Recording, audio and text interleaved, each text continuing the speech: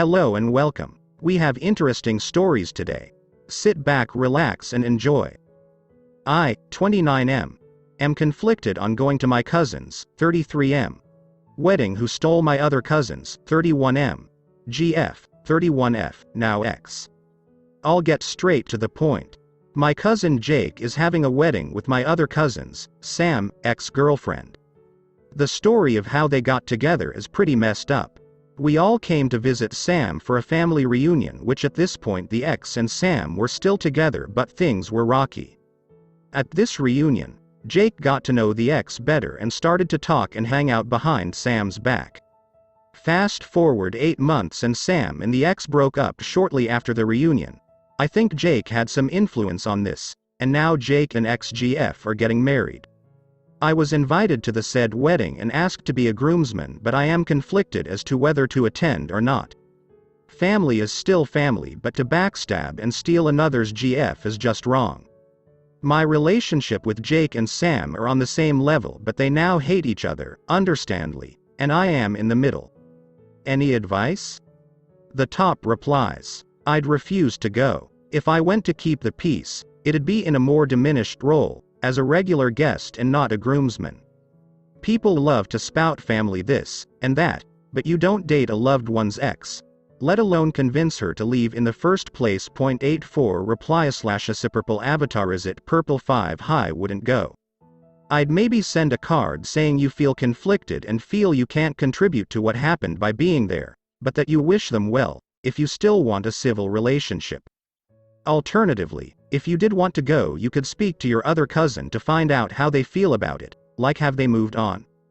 Would they feel betrayed if you did, etc. 25. Second reply, does Jake have any explanation for what he did? How has he explained this or rationalized it to others he knows and the rest of his family? Unless there are some unique mitigating stances like Sam was a terrible guy.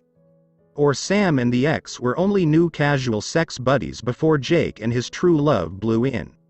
Still, kinda off. I can't quite see how Jake thinks this is cool.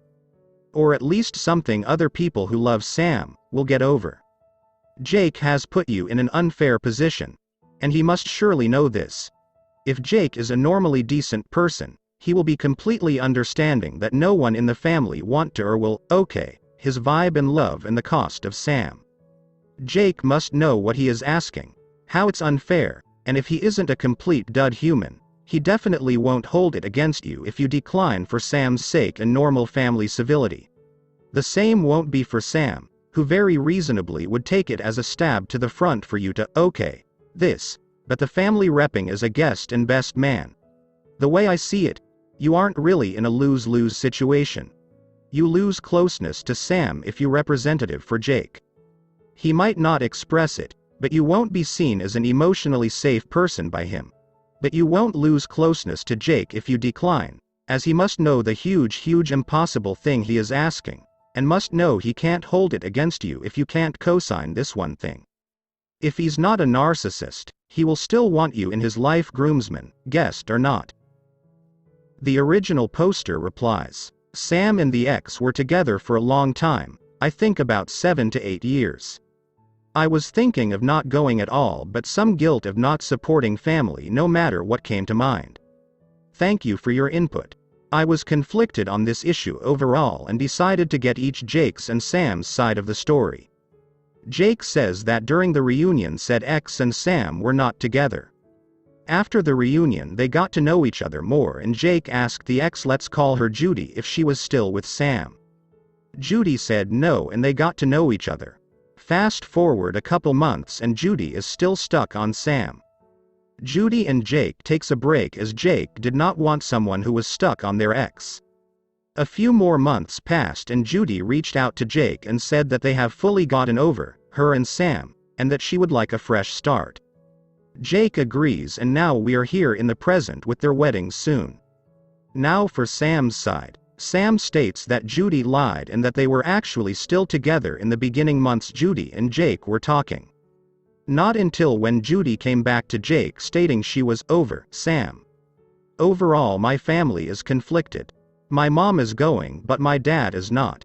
For the most part, Most of my family feels for Sam, but I am unsure where they stand in terms of actually attending the wedding.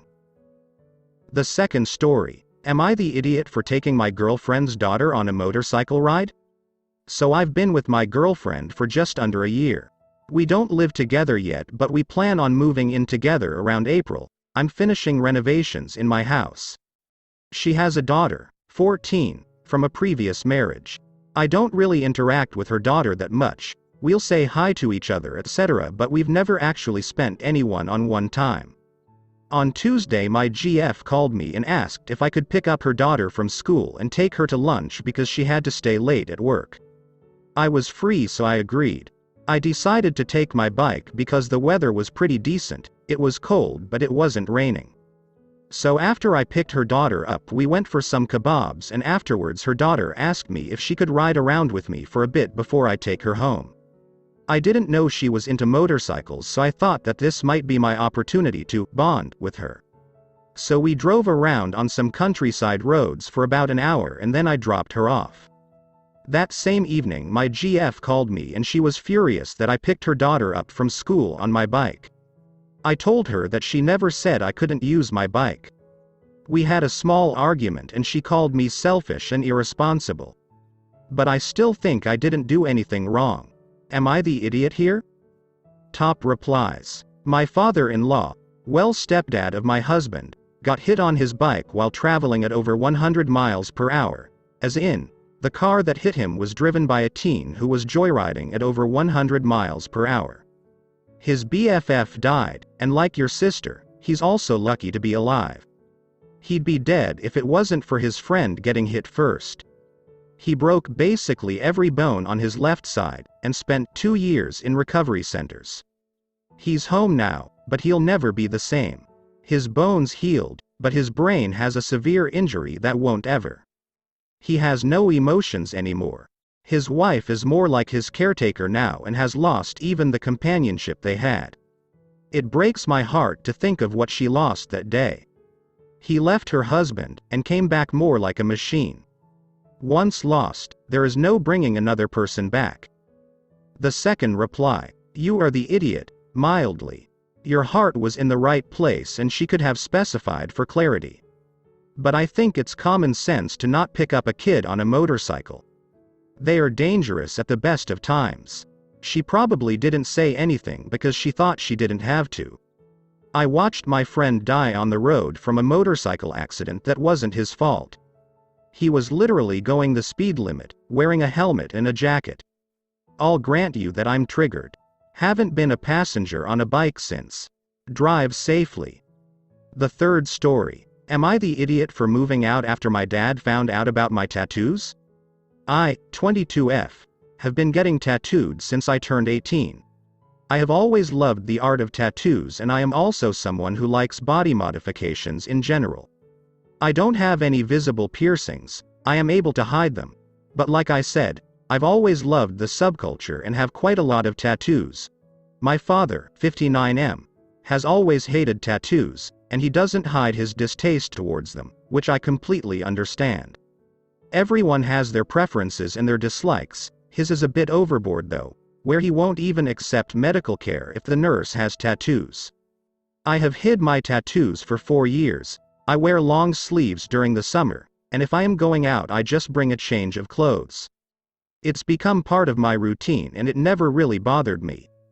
An estranged cousin came back into our lives a few weeks ago, and to stir up drama he showed my father my Instagram page through a very close cousin's profile. He didn't follow me because I have a private profile and would never accept his request. My father was furious, and for weeks he hasn't spoken to me, which I knew would probably happen. I have been walking on eggshells around him, and he has said a few things to me that have been extremely insulting. I found an apartment because I didn't feel comfortable staying there, and I was going to be moving out in April anyways, and left yesterday. I have now been receiving calls from my brother, 27 turning 28, and mother, 61, telling me that I am making a mistake and it is ridiculous that I think it was a good idea to leave because it is only making my father worse towards them. I offered them a place to stay, since I am renting a 3-bedroom basement apartment, and they told me that wasn't right and I should come home. I made my own choices as an adult and I know I am experiencing the repercussions of my choices, but I feel like my solution was a better idea than staying in a house where I am not welcome. Am I the idiot? The top replies. The fact your mom and brother are begging you to come back BC of your dad's treatment towards them now that you're gone speaks volumes about your place in the household. I'm going out on a limb here and guessing that you've been either the scapegoat or the peacekeeper in your household for a long time, and your mom and brother are finally getting a taste of what you've been dealing with for a long time. That is not your fault or on you in any way. You've offered them an escape route and it's up to them whether they take it or not. You're definitely not the idiot in this situation, but the rest of your family sure are. The original poster replies. Peacekeeper of the household mostly, except for now. They've also been dealing with the same stuff though. The second reply. I, 46F. Know exactly how that feels cause I was the scapegoat, and my kid brother the golden child, for a very abusive father. I had 2 half-siblings, a brother, 46, and the most awesome sister, 51, ever, who only had to see our dad on the weekends and were never punished for anything they did. Thanks to that, my weekends were my favorite time because both my half-sibs were very quick to take the blame for any mistakes I made. My kid brother was 9 years younger than me and he definitely was my parents' little prince who was put on a very big pedestal. My parents raised him to think he could do no wrong and he died of a heroin overdose at 31. My sister has spent our entire adult lives trying to make up for something that isn't her fault and it both lifts me up and saddens me at the same time. She can't have children so she's spoiled my son rotten every year at Christmas, and has been more of a second, much better, mom to me despite only being 5 years older than me. Along with husband and son, she's my biggest supporter. My kid brother was the exact opposite. He had to move in with my husband and I multiple times as an adult because he'd blown his life up in one way or another. Drugs, major car accident, kicked out of college to name a few, and he was always a nightmare to live with. My brother had zero respect for our belongings, including 3 vehicles wrecked or engine damage beyond repair, or our home, trashed bedroom, bathroom, and kitchen constantly. But it wasn't until he passed that my son informed me of how horrible his uncle had been to him. My brother was definitely following in our father's footprints and I pray your brother didn't do the same. The third reply. If he doesn't like tattoos he is free to not have any. Nobody is putting them on his body. You don't belong to him. You are a reasonable young adult woman making choices about her life and who she allows in it. I certainly hope that he gets some anger management and therapy for his control issues, repairs the relationship with you well before you decide to have kids. There is no way I'd want Gramps terrorizing my children. Edit to add. Lots of people stay in abusive relationships for stupid reasons. For the children, because they can take it. They can, but they shouldn't have to. If you're strong enough to take it, you're strong enough to lead by example, to help others get out of a messy situation, to believe that you deserve a life without abuse. The longer you wait, the harder it gets and the more scars you'll carry for life. Spend your emotional coin with people who respect you as a person, not as a possession. The fourth reply. Not the idiot. You actually went above and beyond by hiding them. Dad and cousin are the idiot. So is the rest of the family for calling and telling you you're wrong. Probably the best you're out. Now maybe put some distance between you and them. I always tell people in these situations this. The difference between people with tattoos and people without is the people with tattoos don't care that you don't have any. The original poster replies. 4 summers worth of long sleeves. Like I said, I knew what I was getting myself into when I got them in the first place, and I signed up to hide them until I decided to tell him. When my cousin told him I was furious. I feel like the distance might help him cope a little bit. It's better than seeing me every day and being reminded.